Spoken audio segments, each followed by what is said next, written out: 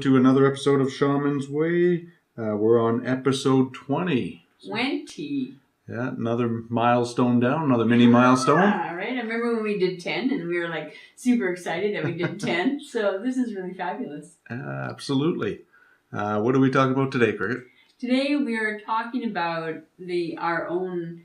Last time we met, we talked a bit about how do we interpret journeys and what do journeys look like when we have our own aspects, our own understanding of it. And today I'm going to talk a little bit about how do we create our own personal mythology, or what is our own personal mythology. So in journey work, our own mythology is expressed in visual, auditory, and as well as kinesthetic symbols. For those who have been journeying and become, quote unquote, adepts, the symbols, what they do is they show our inner order.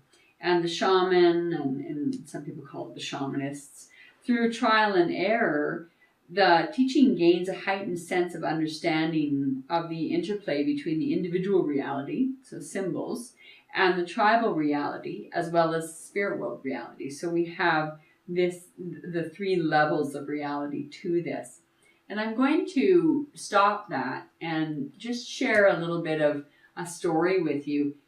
Not a story as in, as far as the sun is from the east and, and the west, moon is from the west. But I had a really fun experience on Friday night. Friday night was a full moon, and my friend and I took a tour in a small city in Alberta called Fort Saskatchewan. And there was a paranormal investigation that went on. And this is where I want to talk about mythology, and where I want to talk about interpretation, and where I want to, just kind of discuss some of the differences in how people approach things. I really do enjoy doing spirit investigations. I really enjoy going into people's houses and clearing spirits and figuring out what spirits are. I really do. As a result of that, I've also bought some fancy tools to do that. I don't have an EMF reader because I think they're kooky, but I'm not knocking people who have EMF readers by any stretch. I use L rods, and people think those are kind of kooky too, which is just another version of a pendulum, kind of, sort of. I also have a spirit box. And what a spirit box is, it's a tool that reads the AM and the FM airways. And the sound of a ghost supposedly occurs at 20 hertz. And that is lower than what we can actually hear. So using this device called the spirit box, what it does is you speak into it and you hope that spirit speaks back to you. And sometimes you get very clear words, but lots of times you get radio static, and you get, blitz or words of the radio stations that the spirit box is tuning through. So I cannot say that I do not like my tools, because I think tools are fun. Digital cameras. I really like using digital cameras for picking up orbs, even though some people don't think orbs are spiritual or mean anything. But what I have to say is that when I've used disposable cameras, because it took a long time for me to use a digital camera, because they tend to fry in my hands, and I tend to suck the energy out of them, or they tend to not work at all. So I tended to use disposable cameras right up until just a couple of years ago. And I really liked the cameras that had a very low shutter speed. So 200 versus 400 versus 800 film. 800 film, I didn't get very many images, but when I used a 100 and a 200 film, I was able to get amazing images. With the phones that we have, with the cameras that we have, and with the video recording that we have, we're able to get some really interesting pictures. There are also infrared cameras, and there are some really funky tools. The reason I'm bringing this up, there is a reason, is because when my friend and I went out there, it was they wanted to limit the paranormal investigation team wanted to limit the number of people in the group to 10 so that you would get individualized service and individualized attention, which I thought was really good. They did a very good presentation. If I could remember the name of the company, I would give a shout out because I thought they were very good. One of the things that I found super, super amusing was the amount of tools they brought with them in order for the people on the tour to use these fandangled electro devices in order to see or hear or have an experience with one of the spirits. And the reason I bring that up is because as in anything, I think that in order to truly experience a being, I think is a matter of perception. And it's also a matter of learning the language of spirit. So when I did this ghost tour, this paranormal investigation, because it really interested my friend. Not because I really want to go see haunted things that I can't clear, but because it really interests her. And I love hanging out with her, and we have a great time doing things like this. And the other part of the reason I really like going with her is because orbs love her. Her and I can take a picture with our cameras at the exact same time, and hers will have orbs and mine will have nothing. And we went very slowly, and I was a little shy to take out my L rods because I didn't know whether or not the paranormal investigators would have a lot of appreciation for people bringing in their own stuff. But I didn't want to use their electronic equipment. And I think that people who get into ghost exploration, I think are more excited about using the tools and using the tricks and using the gimmicks. And they're not gimmicks, but using that in a gimmick sense, right? So it wasn't that I disrespected or had less respect for them, but it really brought home to mind the length of time that I have worked on creating relationship with spirit and also understanding how things affect me in my body. So my friend and I would be walking from one spot to another spot, and I would say, stop. And I would say, did you feel the coolness? And she's like, no, I didn't feel the coolness. So I made her step back 2 steps. So we stepped back 2 steps, and sure enough, there was a cold band, and we would step 2 more steps back, and there would be nothing, and so on and so forth. So we would move in that regard. So it's a matter of alert awareness, conscious awareness. How are we aware of our environment? And if we're aware of our environment, how can we interpret what goes on in our environment so that we understand it? It's very similar to the journey world. How do we interpret what goes on if we haven't spent time understanding it? And I have to share this very amusing. I don't know if very many people are familiar with L rods. However, if you're not familiar with them, any type of a search, Google Images or whatever your search engine is for L rods will give you a good indication of what they are. They fall within the dowsing family. They fall within the pendulum family. So they're used for finding. They're used for finding electrical lines, for finding water lines, for finding various things that are associated with urban dwelling. They are just as effective for finding buried electrical wires as an EMF reader is. So they're just as effective. However, this is what got very funny to me.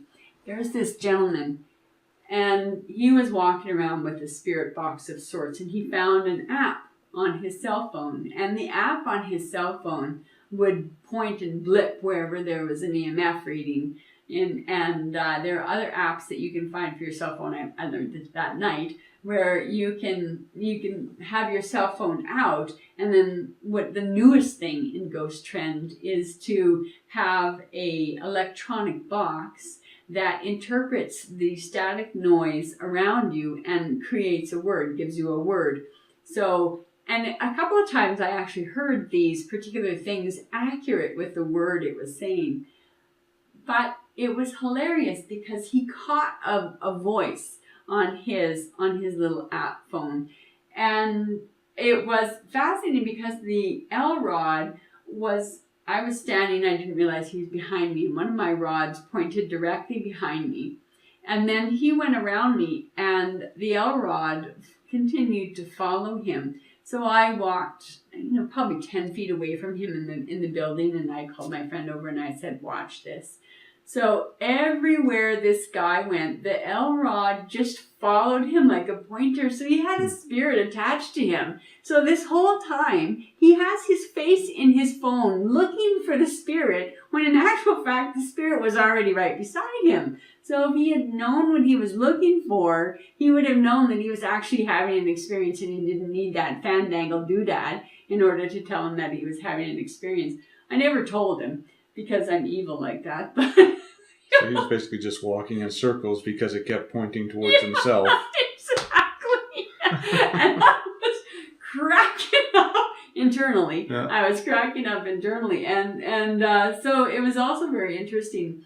Later on, we were able to be alone because there were only a few of us and there were various buildings. We were given the opportunity to be alone in a particular house. So my friend and I decided to go into a sunroom in this doctor's house that had been donated to the Fort Saskatchewan Historical Site. And one of the paranormal investigators had picked up a little boy's voice inside this room. So we decided we would shut all the lights off and we would be quiet in this room. Now, there were other people in that house. There were 3 other people in the house, and they were all using the electric readers. And, is anybody here? Can anybody talk to me? And waiting for a voice or a voice or a word to come across this digital screen to share what the word was. And all the time that we're sitting there, I can feel the spirit leaning up against me. And I can't say 100% that the spirit that was waiting to speak through me, because in shamanism you learn to act as a medium, and so you learn how to access the spirits around you, and I've learned how to step aside and allow spirits to speak through me with the tacit understanding that they get out and they don't stay in my body. So what was very funny was they were coming, these two of the women were coming into the room that would have passed through a bedroom, and then through the bedroom they would have had to pass through another doorway into the sunroom where my friend and I were sitting. And the woman tripped and hurt herself. And she's like, oh my God, what did I trip over? I tripped over nothing. And I know in my heart of hearts that the spirit that was waiting to speak to us wanted to scare them so that they would get the fuck out so that the spirit could speak to us. And then the gentleman, the one I was talking about earlier, that was wandering around in circles when the spirit was actually there, he was in the downstairs, and he came upstairs, and I know he wanted to come into the room where we were, but I could feel this spirit pushing on his head, not like literally wanting to push him down the stairs, although I have seen that happen, and pushing on him. And he said, well, I guess I won't explore in there. I'll come out with you ladies. And so they all 3 decided to just leave and go. And so I was able to give space to this particular spirit to come through and to speak to me. So I have nothing to go on except for the fact that I've been doing this for years, and I have a little bit of knowledge with respect to how a spirit interacts with us. But this goes back into journeying and understanding our own mythology and how do the journeys speak to us, whether it's when we have such a visually orientated society that when people have shamanic journeys, generally the expectation they put upon themselves is very, very high. The expectation they have is that the first time they lay down and they listen to the drum, they're going to have a movie-like experience. It's going to be Avatar in 3D is what they're going to be looking at. When in actual fact, very few people have an ongoing movie. Very often people have small shots of images or small shots of video, and then we'll go to silence. And then other people have that claircognizance, so they just come out of the journey with that ability of knowing things. And then other people kinesthetically journey, so there are people who move, who shake in their journeys, but they also can tell what's going on in the journey with respect to how it's affecting them in their body. So an instance is when I have a pain in one of my arms as I'm journeying, I know that that's an aspect of spirit trying to get my attention, or spirit trying to enter into my body. Again, learning how to understand and interpret what you're experiencing. So I wanted to bring up that ghost experience, not because I find it just amusing, even though I do find it quite amusing, but because it really bespeaks to being able to sit in quiet. If people had taken the time on this paranormal investigation to actually sit down quietly in a room and quietly put their energy out in order to receive something in or be able to sense something, their experiences would probably deepen, as opposed to eyes glued to the electronic device that they have that will help them interpret what their senses cannot. So in that aspect, as I go along on my own path, I've come to understand more of the language of spirit. And as a practitioner for a lot of years, I worked extensively with myths and symbols, which I in turn then become a custodian of myths and stories. And each of us become our own custodian over time of our own myths and stories. So experience gives me more tools to help not only myself make my interpretations, but they also gives me tools to enable me to interpret other people's experiences and help to interpret the symbolism of spirit. So practicing journey promotes help to experience the myth, experiencing your own myth. The understanding of your myth combined with the techniques of ecstatic journey work, so our shamanic trance states, helps remove the dominance of the conscious mind. And I think it is, as we had that experience in the paranormal, it was the dominance of the conscious mind. The dominance of the conscious mind needed that EMF reader. The dominance of the conscious mind needed the spirit box. So the conscious mind is what people are trying to filter things through, but it's not always the conscious mind that helps us. One aspect of shamanism, simply put, is an ecstatic healing tradition that specifically helps maintain and interpret an experience of enhanced visual mental imagery. So when I journey, I am one of those individuals who over the years has been able to have a movie for almost every single journey. And that has taken time. It certainly wasn't like that in the beginning. Journeying trains you to increase the vividness of your visions. So at first, journeys are short, they're disjointed, they jump all over, there are flashes of pictures. However, with practice and overcoming the dominance of the conscious mind, journeys become more fluent, vivid, longer, more consistent in image and meaning. So it also can take time to even journey when we learn to control the visions. And that's what helps with keeping the intent of the journey, maintaining focus and being able to jump back into a journey. Because sometimes I'll be journeying and my grocery list will come up and I'll start thinking about something else. And then it's a scramble to remember where was I in my journey and how do I get back to where I was. And so for me then it becomes, I have to replay things in my head backwards in order to get where I am. But that took practice to learn how to rewind my thoughts in order to get back to that place of the unconscious mind. So how do we unravel the dominance of conscious mind in order to bring the dominance of the subconscious mind to the foreplay? So we have to jump back and forth. So when you lose your concentration, and that does happen, then we have to come back and we have to see how it is we got there. So not only are the journeys sacred, each one is a gift. And the beautiful are gifts, the ugly are gifts, the euphoric, the frightening, all of them are very sacred. By training ourselves, we learn to gain control, or at the very least, the illusion of a modicum of control. Let's face it, you can never control spirit, or you can control to a certain extent your spiritual connection, but you can't control spirit. That understanding and increased cooperation between you and spirit is reflected in the vividness of your journeys to your conscious connection to spirit. So sometimes it'll come out as, I heard the whispers of the wind, or the whispers of the wind told me. And when you're sitting in a room and you are attempting to connect to a spirit that's in the room, it is a matter of listening to the whispers. In the whispers that you want to toss aside, those are important whispers to listen to as well.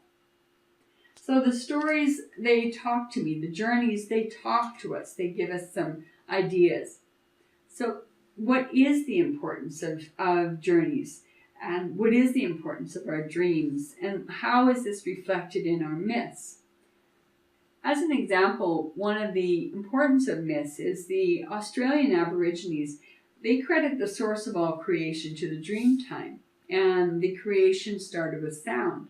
Now, Vishnu, who is an Indian god, a Hindu god, a popular image of Vishnu is asleep, floating on the cosmic sea, dreaming unnumberable worlds into being. And in the same tradition, they have the tradition where Brahma breathed in and the chaos was breathed into the body. When Brahma breathes out, then the worlds are created. And when Brahma breathes in again, then the worlds will go back into chaos and back into destruction.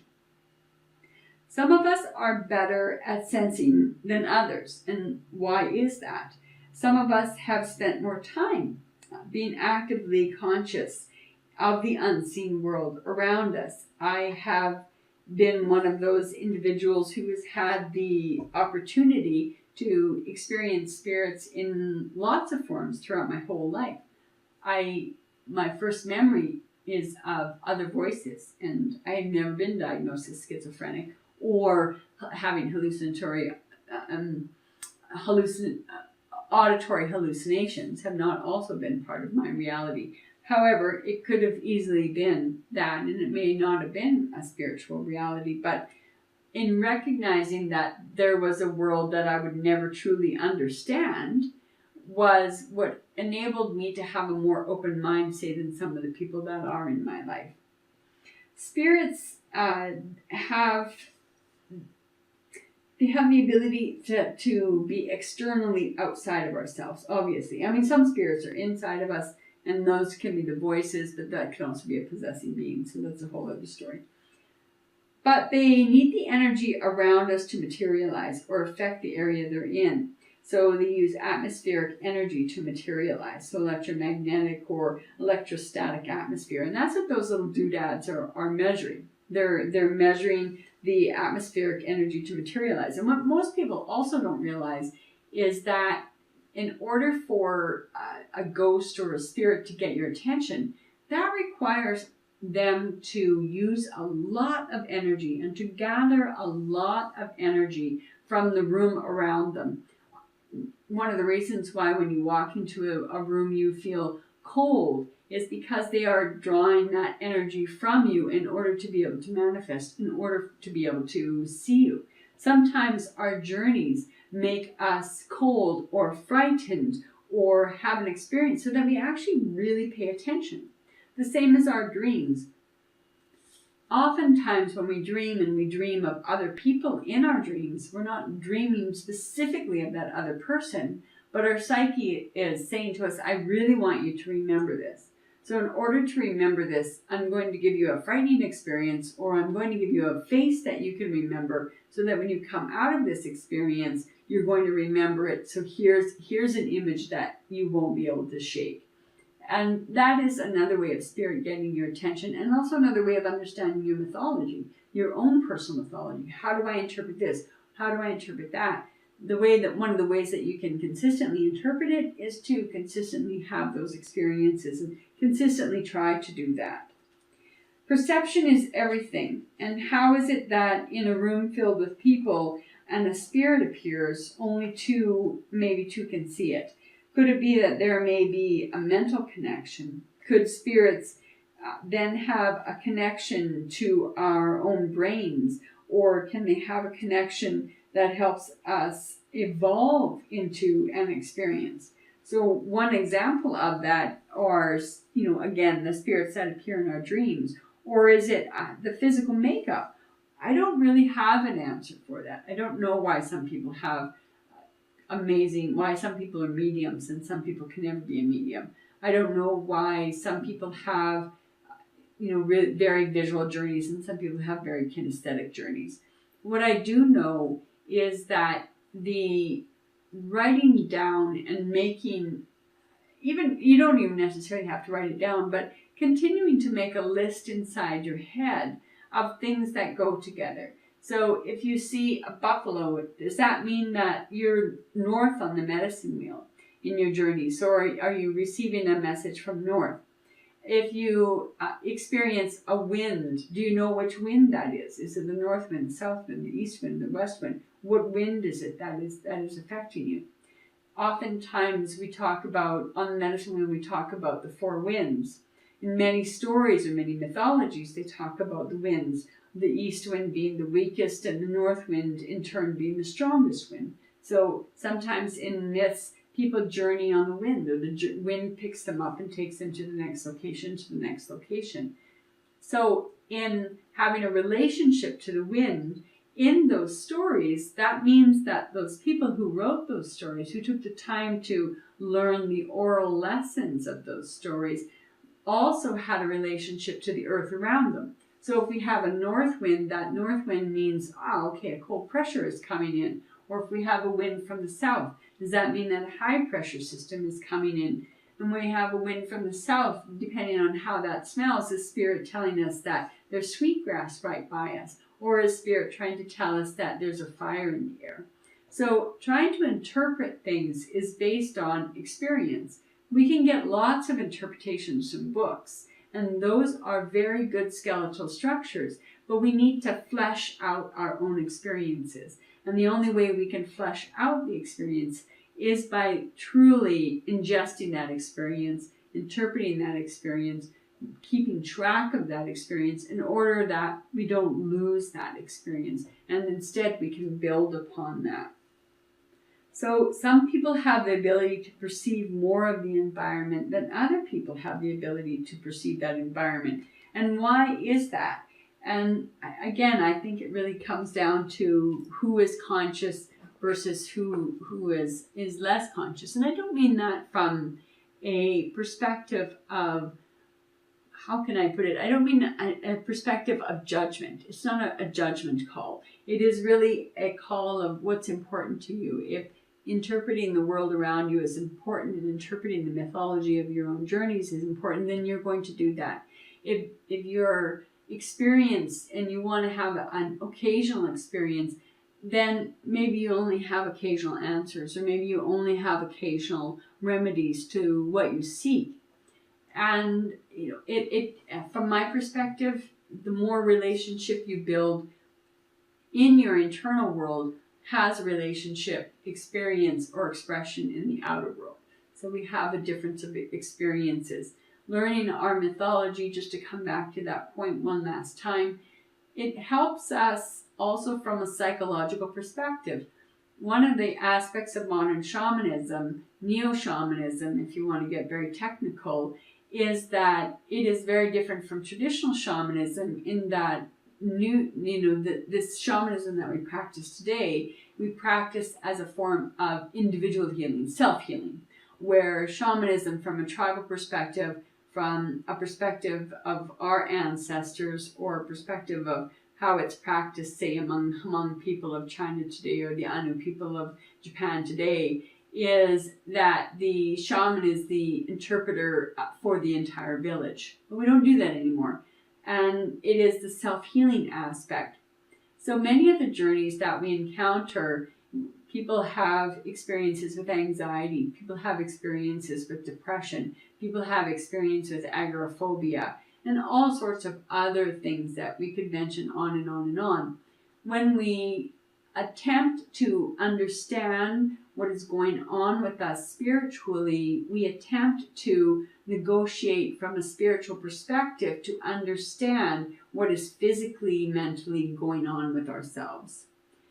If we have a better understanding of our psyche and what is going on with us from a mental health perspective, we're far more likely to get a better series or set of answers from the spirit world in how to help ourselves progress past whatever we feel is stuck within us.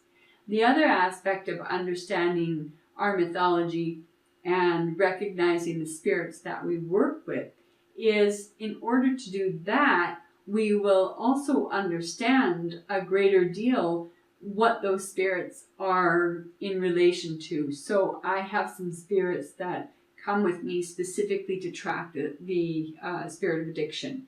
I have spirits that like to come with me if I'm journeying down to find the roots of anxiety for somebody. And if you're journeying to attempt to find those things out for yourself, then you need to know your own psyche landscape. Plus, you also will encounter your shadow side, which will really try its darndest to throw you off of seeking the answers for mental health and for physical health, because the shadow side oftentimes is fed incessantly upon that which you're trying to cure yourself of. So in understanding our mythology, we also understand our pitfalls. We also understand what is our resistance. We also understand what the face of resistance looks like in our journeys. Does the face of resistance in our journeys look like a precipice? Does it look like a cliff? So when we're journeying and we come along to a cliff, does that mean that we're not supposed to go any further to find out? Or does that mean that shadow doesn't want you to go any further to find out because it's really quite happy keeping you depressed? So how do you interpret that if you don't know what you're journeying for? If you have a spirit show up and it's a snake or a spider and you're terrified of snakes and spiders, is that your shadow side encouraging you not to journey? Or is that the spirit world encouraging you to get over your fears so that you can go deeper into your own self? But you wouldn't know those answers if you only journey once a month or once a year or once every 6 months or whatever that case may be. So I hope that I've given a bit of an understanding or a deeper understanding of how the mythology plays not only in the spirit world, but how the mythology, our personal mythology, plays with us as we interact in the physical world. How is it we can interpret what goes on around our space, our physical space? How does that apply to what goes on within our internal space? And how does that apply to what goes on within our mental space? And how can we turn those tools around if we're called to help others? How can we turn those tools around if we don't have a good, strong understanding of ourselves? Then we're more likely to run into problems when we journey for somebody else. Or it could be the exact opposite. And you could have shitty journeys for yourself, but when you journey for somebody else, lo and behold, you have these amazing experiences. And I think that's because Spirit really bends over backwards to help us when we help somebody else. But I think Spirit kind of bends over backwards to help us when we journey for ourselves. But I think Spirit is like that school, that taskmaster, that school marm that forces you to learn your lessons so that when you actually get out of mid-school, you actually do know your timetables, right? As opposed to using your calculator at the age of 50 because you don't remember what 9 times 5 is. Definitely hearing a theme through this and other podcasts of interpretation and practice. Yes. I'm going to hone in on those words till the day you get sick of me. I'm sure we've got a few episodes before that happens, so we're good. So. Very cool. Thank you for listening. And I would really ask that feel free to come on over to the website and leave some comments. Like we talked about the forum, of creating a forum for journeys.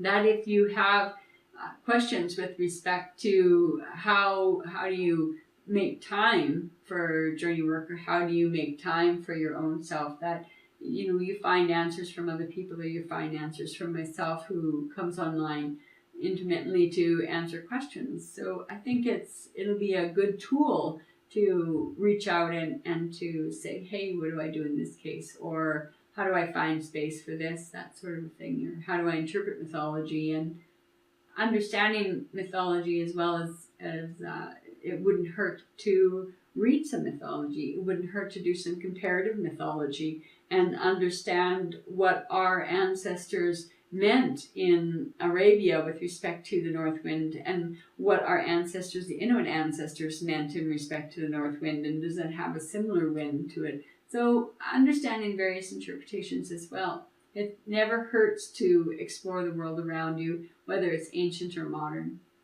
Very cool. And definitely the forums are something that we haven't used a lot of yet, but we're definitely eager to hear from folks, and we will be using those more and more hopefully in the future. So please do put your comments there and questions, and we will get to them.